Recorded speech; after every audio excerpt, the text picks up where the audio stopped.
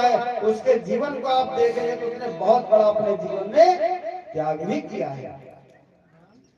बिना त्याग किए व्यक्ति धर्म के, धन के प्रतिष्ठा से, धन के खर्च करने से वो एक बार प्रतिष्ठा तो प्राप्त कर सकता है, नाम कमा सकता है, उसका यश बढ़ सकता है, लेकिन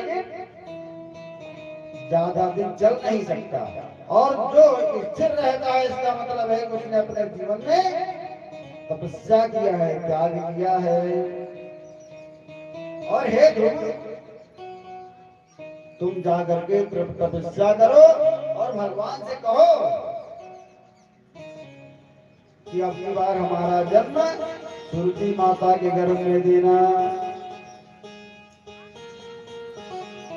अब छोटे से बालक ध्रुव थे, बच्चों को अगर वैसे भी आप थोड़ा डांट दो, थोड़ा सा बोल दो तो उनको क्या होता है, भावुकता उनकी बढ़ जाती है, क्योंकि वो कभी आपसे क्रोध की या निराशा की अपेक्षा नहीं करते। बच्चे क्या होते हैं, हमेशा लालाई करते हैं। तो ऐसे ध्रुव जी भी थे। अब उन बालक ध्रुव को उनकी माता सुरुचि ने, सौतेली माता ने इस प्रकार के कठोर वचन बोल दिए। इतना सुनते ही ध्रुव जी का लगा कलेजा फट जाएगा।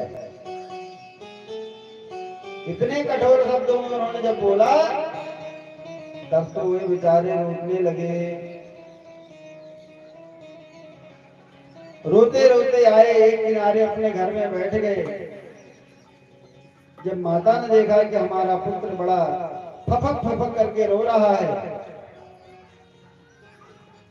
तब वो जा करके उसको अपने गोद में अंक में लेकर के और पूछने लगी, बेटा तुम उत्तानपाद राजा के पुत्र हो, किसने अपना हित चाहा है?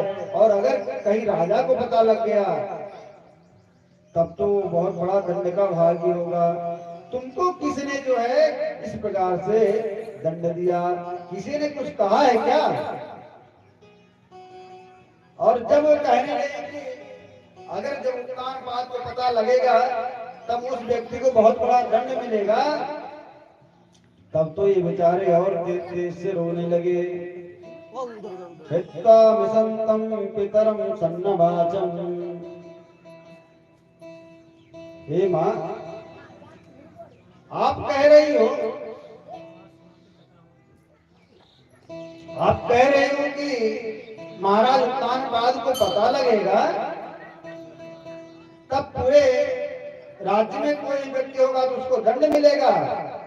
अरे आपके वचन झूठे हैं।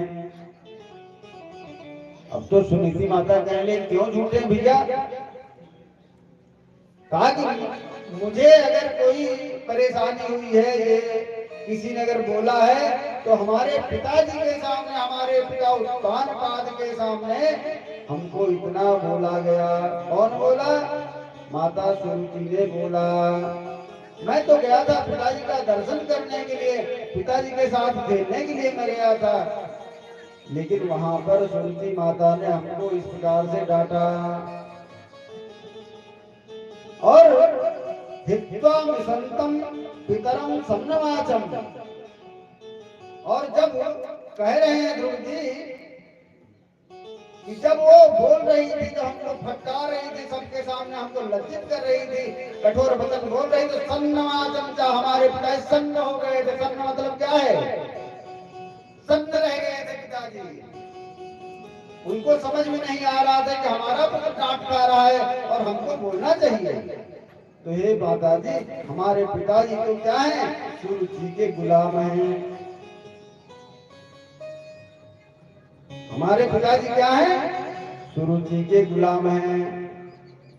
उनका तो उनके सामने चलती नहीं है। कोई कोई ऐसे होते हैं पिताजी कि जब उनकी श्रीमती जी अगर सही से डांट देती है तो बेचारे चुप हो जाते हैं, भैया जो इच्छा से करो। तो ये ध्रुव जी कह रहे सन्न वाचम चा, अरे पिताजी का माता सन्न हो गया था, उनको दिमाग नहीं था, उनको समझ में नहीं आ रहा था कि वो कुछ बोलते प्रत्युत्तर में, लेकिन उन्होंने हमारे हित में कोई बात नहीं बोली, हमको आश्वासन भी नहीं दे पाए। और मैं वहां से रोते हुए आ गया। जगा